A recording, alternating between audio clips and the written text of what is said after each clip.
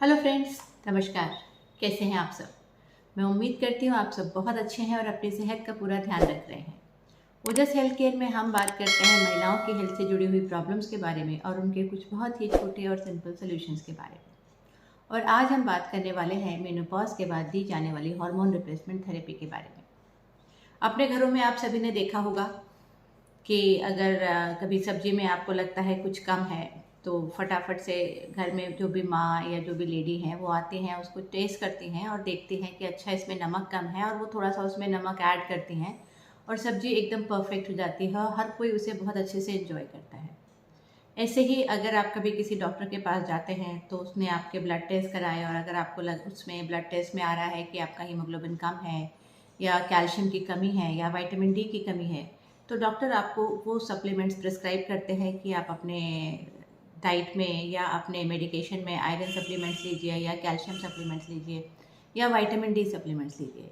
तो ये सारे जो एग्जाम्पल्स हैं वो हैं सप्लीमेंटेशन थेरेपी के, चाहे वो आप खाने में नमक मिला रहे हैं या फिर आप अपने मेडिकेशन में आयरन, कैल्शियम या विटामिन डी ऐड कर रहे हैं। पर जहाँ पर बात आती है हार्मोन रिप्लेसमेंट थेरेपी की, वहाँ पर सभी के दिमाग में कुछ रेड फ्लैग्स होते हैं कि क्या ये हार्मोन रिप्लेसमेंट थेरेपी सेफ़ है, कहीं इसके कोई साइड इफ़ेक्ट्स तो नहीं होंगे। तो आज हम बात करने वाले हैं मेनोपॉज के बाद हार्मोन रिप्लेसमेंट थेरेपी से जुड़े हुए मिथ्स के बारे में।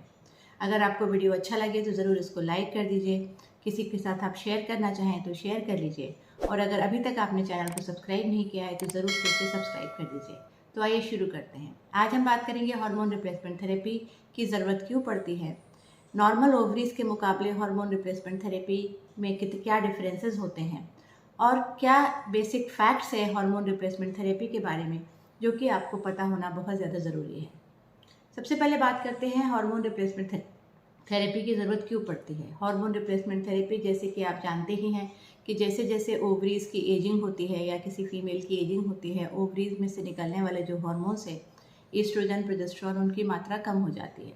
और ईस्ट्रोजन, प्रोजेस्टेरॉन बॉडी के काफ़ी सारे हिस्सों पर बहुत सारे पॉजिटिव इफ़ेक्ट्स करते हैं, और इन हार्मोन्स की कमी के कारण इन सारे ऑर्गन्स में कमियां आने लगती हैं। स्किन का टेक्सचर बदल जाता है, हेयर टेक्सचर बदल जाता है, बोन्स में वीकनेस आ जाती है, एक्सटर्नल जेनिटेलिया में वीकनेस आ जाती है, वहाँ की स्किन और म्यूकोसा डेलिकेट हो जाती है, इन्फेक्शंस होते हैं बार बार, हार्ट की हेल्थ पे फ़र्क पड़ता है, मेंटल फंक्शंस पे फ़र्क पड़ता है। तो ये सारे फंक्शंस होते हैं जो कि ईस्ट्रोजन रेगुलेट करते हैं, और जब ईस्ट्रोजन की कमी होती है तो इन सब चीज़ों में डिक्लाइन आना नॉर्मल बात है। किसी भी महिला का जिसका मेनोपॉज थोड़ा जल्दी हो रहा है, जिसको कि प्री मैच्योर ओवेरियन इनसफिशिएंसी कहा जाता है या प्री मैच्योर मेनोपॉज कहा जाता है, अगर किसी महिला को मेनोपॉज 40 साल या उससे पहले हो रहा है तो और ये कंडीशन बहुत कॉमन है। तकरीबन 1% पॉपुलेशन में प्री मैच्योर ओवेरियन इनसफिशिएंसी के बारे में देखा जाता है, और इसके बारे में एक सेपरेट वीडियो मैंने बनाया हुआ है और उसका लिंक मैं आपको डिस्क्रिप्शन बॉक्स में दे दूँगी, आप वहाँ जाके चेक कर सकते हैं उसके डिटेल्स के बारे में। लेकिन अगर प्रीमेच्योर ओवेरियन इनसफिशिएंसी होती है तो महिलाओं में बहुत सारे चेंजेस जो 50 या 60 साल के बाद आने चाहिए वो 40 साल की उम्र में आ जाते हैं, और बदलते हुए लाइफस्टाइल और कुछ जेनेटिक फैक्टर्स के चलते ये एक कॉमन कंडीशन है। अब बात करते हैं कि ऐसे कौन से बेसिक फैक्ट्स हैं हार्मोन रिप्लेसमेंट थेरेपी के बारे में जिसके बारे में आपको जानकारी होना बहुत ज़्यादा ज़रूरी है। सबसे पहली और सबसे कॉमन बात जो महिलाएं मुझसे पूछती हैं, क्या हार्मोन रिप्लेसमेंट थेरेपी सेफ़ है, क्या हमें लेना चाहिए, अगर हमें ज़्यादा परेशानी नहीं है तो हम दवाइयाँ क्यों लें। तो ये मैं आपको बताना चाहती हूँ कि हार्मोन रिप्लेसमेंट थेरेपी एक तरीके की प्रिवेंटिव थेरेपी है, यानी कि मेनोपॉज के बाद जो चेंजेस आपकी बॉडी में आने वाले हैं उनको प्रिवेंट करने के लिए ये हार्मोन रिप्लेसमेंट थेरेपी दी जाती है। ये चेंजेस ग्रेजुअल होते हैं, कई बार महिलाओं को इसके बारे में तब तक पता नहीं चलता जब तक कि वो किसी सीरियस प्रॉब्लम में फंस जाती हैं। जैसे कि अगर किसी महिला की बोन्स में वीकनेस आ रही है तो कई बार उसको कोई विशेष परेशानी नहीं होती, सिर्फ थोड़ी सी थकान, हड्डियों में दर्द या इस तरीके के वेग सिम्टम्स होते हैं जिसको कि महिलाएं कई बार थकान से या किसी और वजह से रिलेट करके देखती हैं और उसके लिए प्रॉपर टेस्ट वगैरह नहीं कराती हैं। लेकिन जब ये परेशानी ज़्यादा गंभीर हो जाती है तो ये हड्डियों के फ्रैक्चर की तरीके से प्रेजेंट करती है। महिलाओं में जो फीमर नेक फ्रैक्चर के इंसिडेंसेस होते हैं वो पुरुषों के मुकाबले कहीं ज़्यादा होते हैं, और उसकी सबसे ज़्यादा महत्वपूर्ण वजह होती है लो बोन डेंसिटी, यानी बोन्स की जो क्वालिटी है वो कमज़ोर हो जाती है, बोन्स में कैल्शियम की मात्रा कम हो जाती है, तो इसकी वजह से फ्रैक्चर्स होते हैं।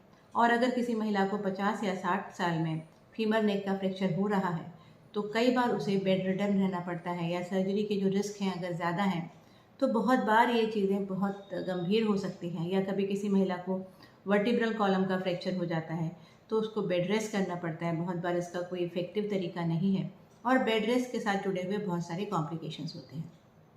इसके अलावा जो मेनोपॉज का जो दूसरा कॉमन सिम्टम है वो है जेनाइटो यूरिनरी एट्रोफी, यानी कि वल्वा और यूरेथ्रा की जो म्यूकोसा है वो एट्रोफिक हो जाती है। तो उसकी वजह से बहुत बार इचिंग की शिकायत रहती है, बार बार इन्फेक्शंस होते हैं, खुजली या जलन की शिकायत होती है। बहुत बार महिलाएं इसके लिए कुछ लोकल ट्रीटमेंट ले लेती हैं, कुछ मेडिसिन खा लेती हैं, लेकिन कभी भी ज़्यादातर केसेस में ये पूरी तरीके से ठीक नहीं हो पाती।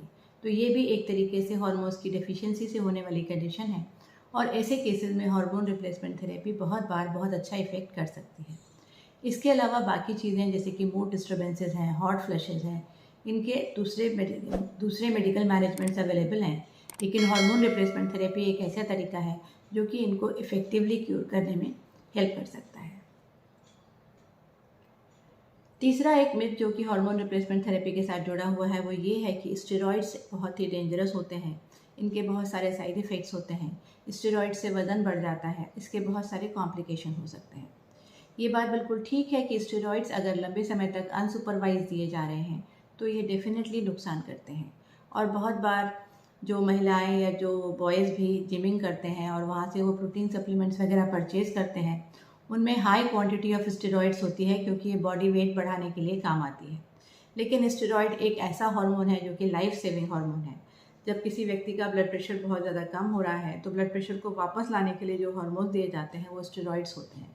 तो स्टेरॉइड्स अपने आप में बुरे नहीं हैं, लेकिन अगर उनका बहुत लंबा और अनसुपरवाइज्ड यूज़ किया जा रहा है तो वो ज़रूर नुकसानदेह हो सकता है। और जो फीमेल हार्मोन्स हैं ईस्ट्रोजन और प्रोजेस्टेरॉन वो भी स्टेरॉइड्स ही हैं, लेकिन अगर इनको जुडिशियसली दिया जाता है, डॉक्टर की कंसल्टेशन के द्वारा दिया जाता है और इसके साथ सारे जो रिस्क हैं उनको असेस करने के बाद दिया जाता है तो ये बहुत अच्छे और चमत्कारिक रिजल्ट्स कर सकता है। इसलिए सारे स्टेरॉइड्स बुरे नहीं हैं। कौन सा पर्टिकुलर स्टेरॉइड किस महिला के लिए काम करेगा और उसको कितने समय तक देना है और उससे पहले क्या टेस्ट कराने हैं, ये सारी चीज़ें असेस करके अगर स्टेरॉइड्स दिए जाते हैं तो ये कई बार बहुत अच्छे रिजल्ट्स देते हैं। इसलिए हार्मोन रिप्लेसमेंट थेरेपी हर बार बुरी नहीं होती है। हार्मोन रिप्लेसमेंट थेरेपी के बहुत अच्छे और पॉजिटिव इफ़ेक्ट्स होते हैं।